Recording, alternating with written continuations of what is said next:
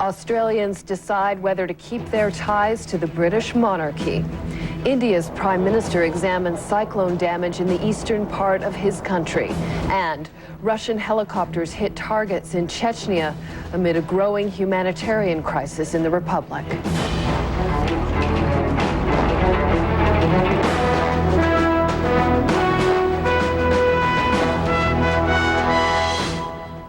Hello and welcome to World News. I'm Colleen McEdwards at the CNN Center in Atlanta.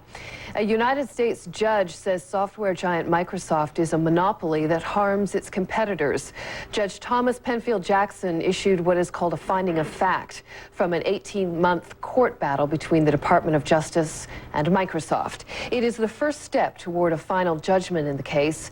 The United States Justice Department calls the finding a major victory for consumers. We're enormously pleased by the court's decision today. The judge found what the department charged and what we introduced mountains of evidence to demonstrate a trial, which is that Microsoft is a monopolist and it engaged in massive anti-competitive practices that harmed innovation and limited consumer choice. This is truly an important victory for America's consumers and for the American economy.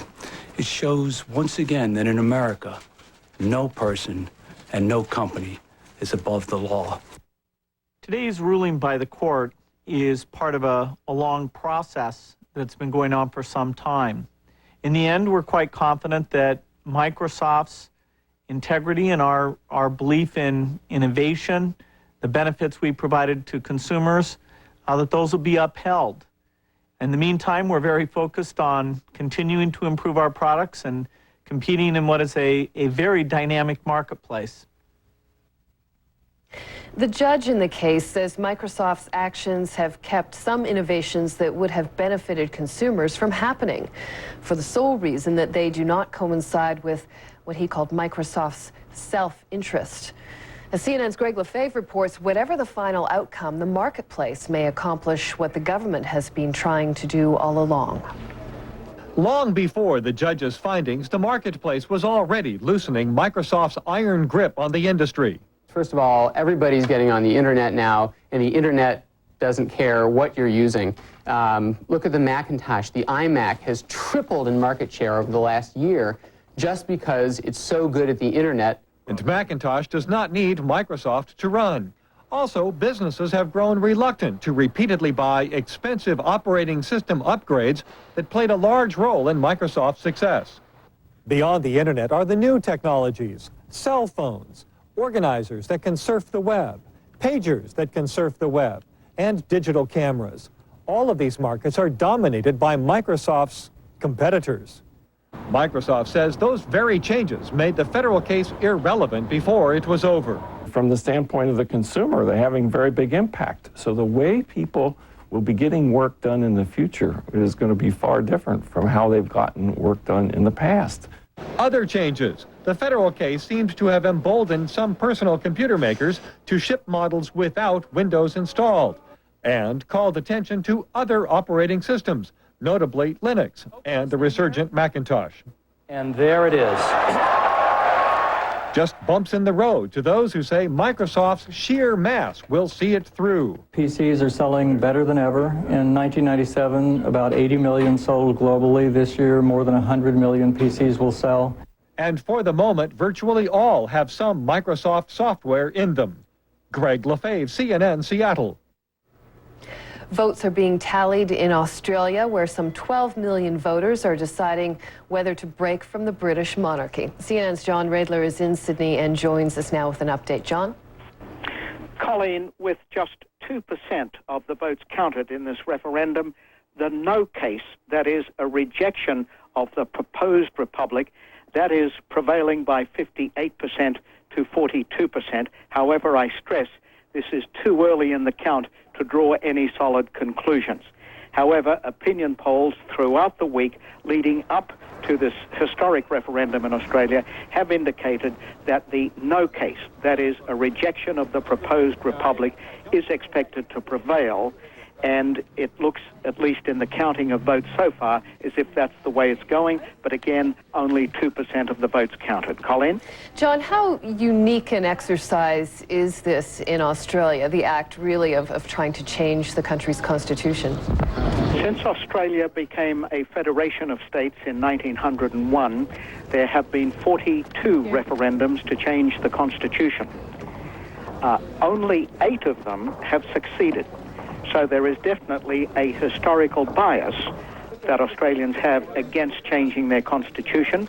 That certainly plays into this attempt to change it. And also, the high jump bar is pretty high in order to change the constitution. The referendum would have to achieve a majority vote nationwide and a majority vote in a majority of the states. There are 6 states in Australia, so in order for this to win, the yes case would have to achieve a majority vote nationwide and in 4 of the 6 states. Opinion poll data suggests that that latter requirement, winning a majority in 4 of the 6 states, will be especially difficult. Bearing in mind this is a vote of yes or no against a particular style of republic, and what is so contentious about this particular style of republic is that it proposes having a president appointed by the parliament. Many Republicans here won't accept that. They want to have a president elected by the people, and many of those Republicans of that mind are voting no, getting into bed with the monarchists, as it were, here, and they're the ones who, at least in opinion polls, are expected to prevail. Colleen? All right, CNN's John Radler keeping us up to date from Sydney. Indian Prime Minister Atal Bihari Vajpayee is promising more aid money to help speed East India's recovery from a devastating cyclone. India's leader flew to the region on Friday for a first-hand look at relief efforts. He vowed to provide another $23 million in emergency aid. Officials in hard-hit Orissa state say aid has so far only reached about half of the estimated 15 million victims of last week's cyclone. The storm was the worst to hit the area in almost 3 decades. India is extending a somewhat muted welcome to Pope John Paul II. The Catholic pontiff is there on a weekend visit, his first in 13 years. CNN's Jim Bitterman is traveling with the Pope and joins us now with an update on the visit. Jim? Colleen, it was muted last night, but today we saw some of the pomp and ceremony one might expect when the Pope went to the President's palace and then visited with the Prime Minister and Vice President. Even before the Pope could raise an issue that is of concern to many Christians here, that of violence against Christians in some parts of India, that's included rapes and murders and other forms of persecution. Even before he could raise that issue, the government officials sought to reassure the Pope that they had the situation in hand. The Prime Minister told the Pope, in our country we have a secular constitution both in letter and in spirit. India is a meeting place for all religions. And almost in a kind of response to the kind of things he was hearing this morning, when the Pope then later visited the tomb of Mahatma Gandhi and laid a wreath on the tomb, he wrote in the book at the tomb, "A culture cannot survive if it attempts to be exclusive." Obviously his message to the Indian government, and the Indian government was quickly responding. Colleen? How extensive is the Pope's itinerary from here on? Well, he's going to be doing the main event of this trip tonight. He's going to be signing off the official conclusion of the Bishops' Synod, the Asian Bishops' Synod that has brought him here. Bishops have been working for about 18 months throughout Asia in various meetings they've had in Rome, gathering together a kind of working document for the Church's future in Asia. It's a kind of a how-to guide of how to approach the issue, particularly of evangelization throughout Asia, spreading the Church's word. Of course, that's a very hot topic right here in India, and some extremist groups have used evangelization as a point to attack the Christian minority here. In any case, that's what the main event is, and then tomorrow there'll be a Mass, a rather large public Mass, large at least by Indian standards, for about 70,000 people here in Delhi, and from there the Pope will fly on to Georgia on Monday. All right, CNN's Jim Bitterman in New Delhi. Russia is struggling to cope with the growing refugee crisis along its border with the breakaway Republic of Chechnya. Some 200,000 people have poured out of Chechnya to escape what Russia calls its campaign against Islamic rebels. Russia is pledging to protect refugees who return to Chechnya. But Chechens say it would be difficult to trust Russia's soldiers. They accuse Russia of killing thousands of Chechen civilians during the airstrikes. CNN's Steve Harrigan reports on some of the tough choices facing the refugees. It's a weary march of middle-aged women back into war. They crossed the border once into safety. Now they're going back, most to hunt for family members still trapped in the fighting. This woman's two children failed to make it out of Chechnya. I can't even talk about it, she says. My nerves have collapsed. It's a journey hundreds are waiting to make. Their fate in the hands of a Russian soldier. The Russians say the border's open, but it's a slow and chaotic process. These people are being led back into the war, one person at a time. The way out of Chechnya is even slower. Many of the estimated 10,000 people trapped in the fighting are wounded. This man was first taken to a Chechen hospital that had no light or medicine. The border opening came too late for these boys, wounded by tank fire. It took 5 days to get them out of the fighting. We were playing in the courtyard, he says. There was an explosion, and when I woke up, there was blood everywhere, and everyone was crying. On the 5th day, his mother says, gangrene set in, so they cut off his legs in a basement. Steve Harrigan, CNN, Ingushetia, Russia. Romanian police are trying to track down whoever is responsible for inciting a riot in the central city of Brașov. The violence broke out Friday during a demonstration by workers at a state-owned truck factory. It began as a peaceful march to protest unpaid wages and planned layoffs. But protesters soon began hurling petrol bombs and stones at a local government building. Troops used tear gas and truncheons to disperse the workers. On Thursday, workers from the same factory blocked one of the city's main highways in a separate protest. Still to come on World News, families of the victims of Egyptair Flight 990 mourn the passing of their loved ones. And it has been called the Panda Express. 2 pandas from China are making their debut in one town in the United States. Stay with us. Sure, my arthritis hurts, but I don't like strong-smelling rubs, so I rub in odor-free Aspercreme. Clinically proven to relieve minor arthritis pain in minutes. It works well without the smell. Aspercreme, clinically proven odor-free pain relief without aspirin.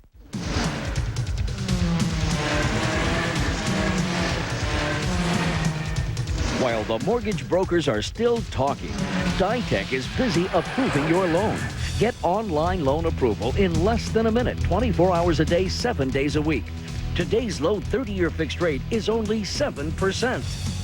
It's a whole new way to get a mortgage. Ditech.com. Get fast online approval now or call us at 1-800-71-FIX. Okay, out there, let's get one thing straight.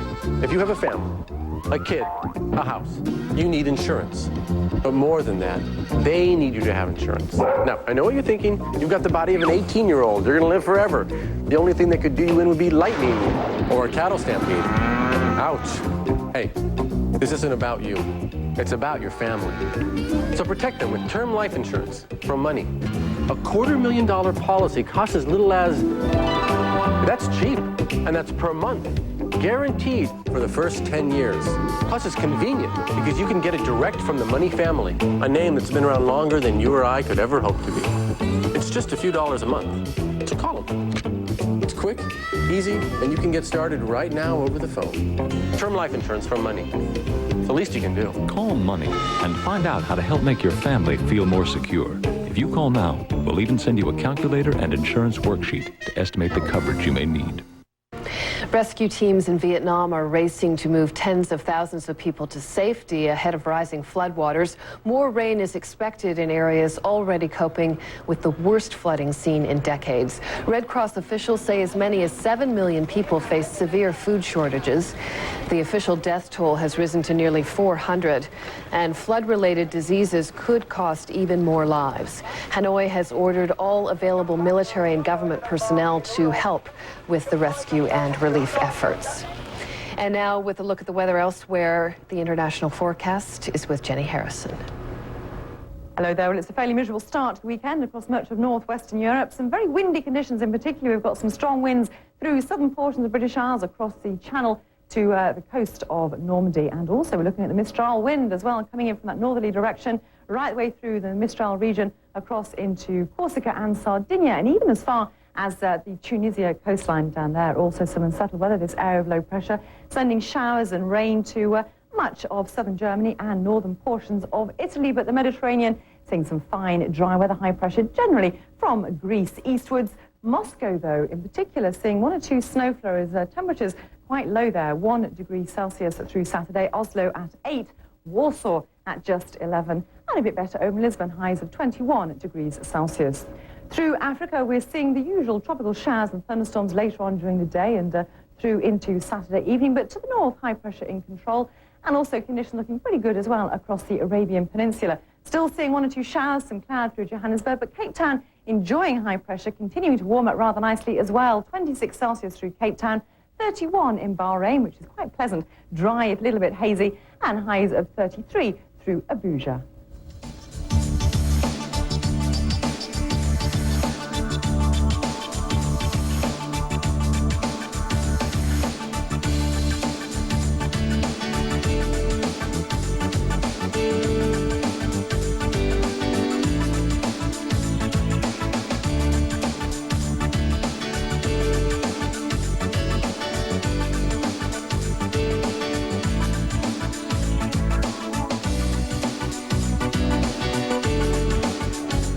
Well, forecasters say there is little chance weather conditions on Saturday will permit search crews to continue hunting for the wreckage of EgyptAir Flight 990. Navy divers spent most of Friday trying to find the Boeing 767's data recorders. A special robot called Deep Drone located the 2 recorders along the ocean floor, but the search was called off after high winds and rough seas made recovery efforts just too dangerous. Families of the victims took solace in prayer. CNN's Frank Buckley reports.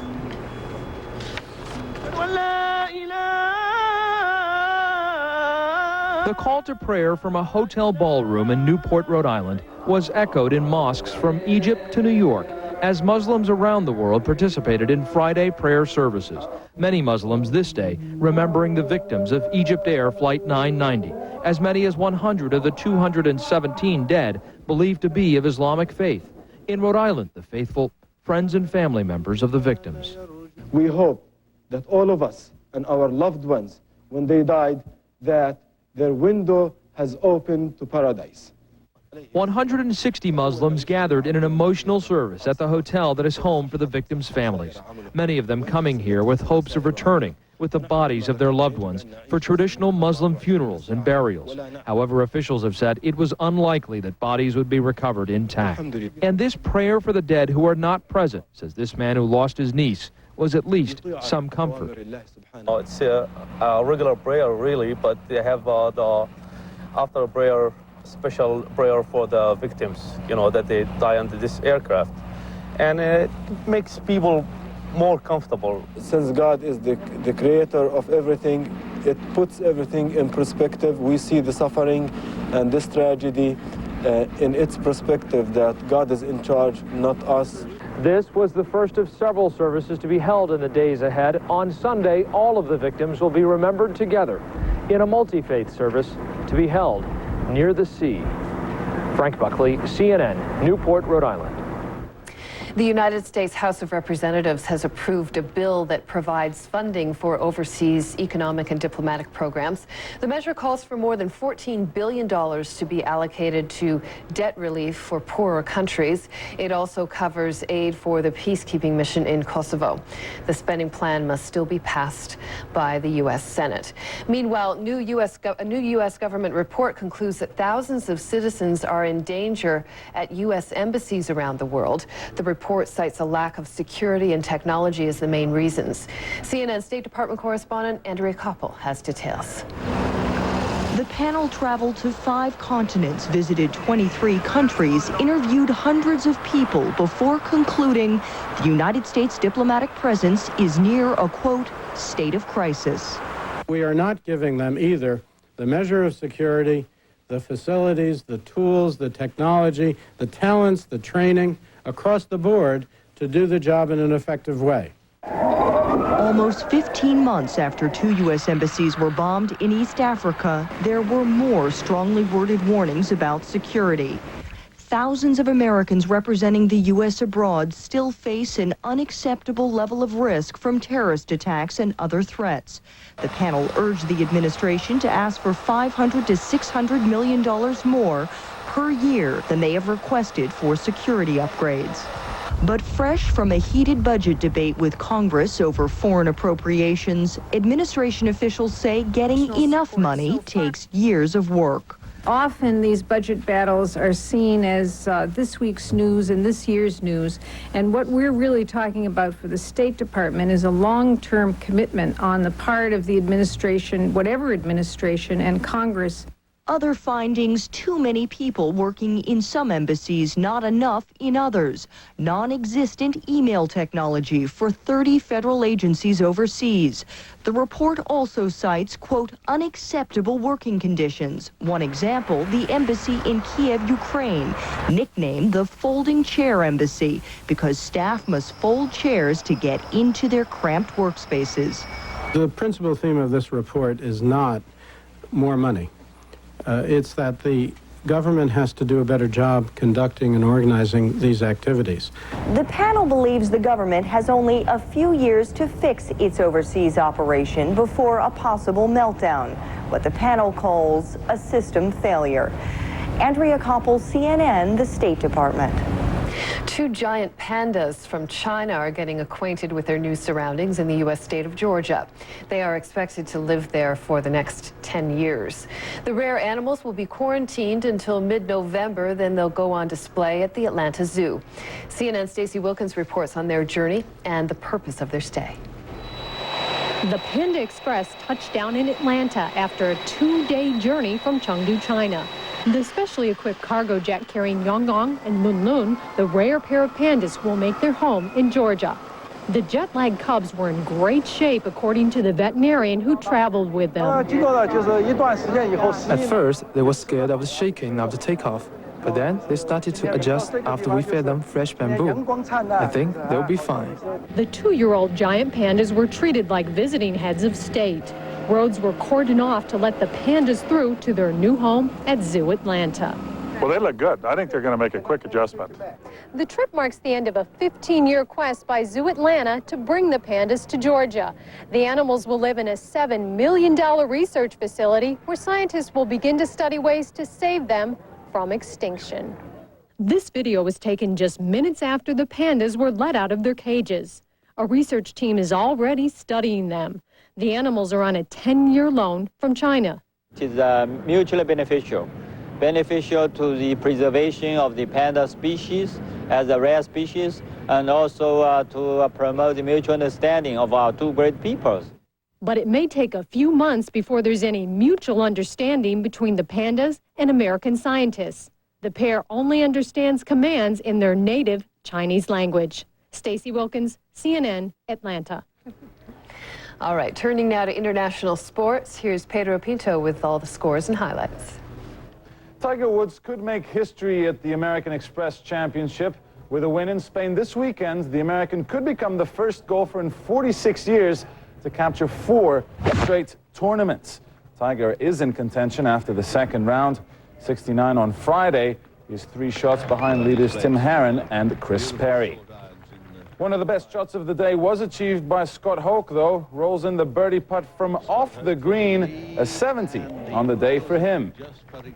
Michael Chang stole the spotlight at the Paris Open by defeating 15th seed Cédric Pioline in the quarterfinals. Chang, who is ranked at 72 in the world and had to qualify for this event, lost the first set 7-5, but bounced back to take the next two in convincing fashion. He now faces Marat Safin on Saturday. John Hart has resigned as the coach of the New Zealand rugby team. Hart announced his decision one day after his All Blacks lost the third-place playoff match to South Africa 22-18. The Kiwi coach had ended the fourth and final year of his contract. He was in charge of New Zealand for 42 matches, winning 32 times. Coaching the All Blacks is a hugely demanding job, and I think that where I am in my stage of life, I've been involved in coaching for so long, I just thought it was the right time to move on. And the losses to France, the loss to France, all that did really was just bring ahead the timing of my announcement. Some NBA action for you now. Toronto won its second game in a row on Friday, facing the New Jersey Nets, and it would turn into the Vince Carter show. He had 26 points in the game. Well, Tracy McGrady also had it going on. Check out this shot from half court. The Raptors would expand their lead in the second half. Carter gets the huge slam there. Toronto takes this one easily, 112-92. And that is what's happening in the world of sports. I'm Pedro Pinto.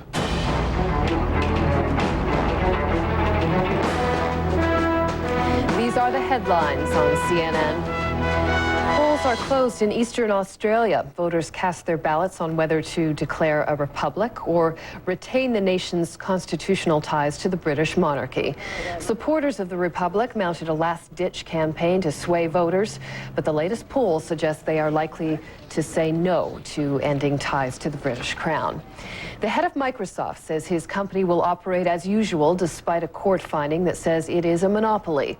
On Friday, a United States judge said that Microsoft used its enormous market share to stifle competition. Pope John Paul II is receiving a muted welcome in India, where he is visiting for the first time in 13 years. The pontiff is meeting with India's prime minister. Authorities are restricting crowds and have beefed up security. The papal mission is being criticized by some Hindus. They say Christian missionaries often forced India's poor to convert. And that is this edition of World News. I'm Colleen McEdwards at CNN Center for all of us here.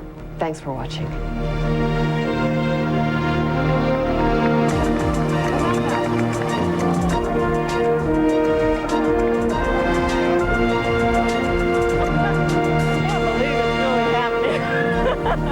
I've been flying.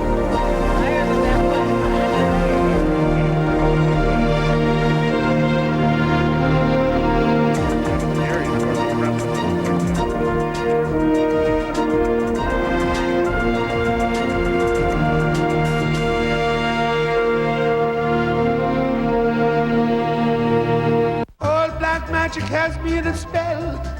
Old black magic that you weave so well.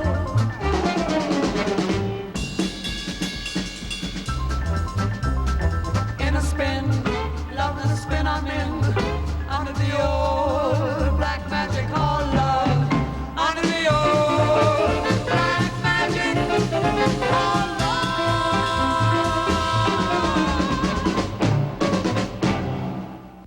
Are you leaving us? Looks like that to me. Is there a problem? Is there a problem? My nurse's assistant sees 8 more residents than the state regulators allow. You don't serve us enough protein, and your facility ranking just dropped to 14. Sounds like a problem to me. Good luck with your Medicare funding. These boots are made for walking, and that's just what they'll do. Another successful reunion brought to you by 1-800-US-SEARCH. First guy I met when I got into the battalion.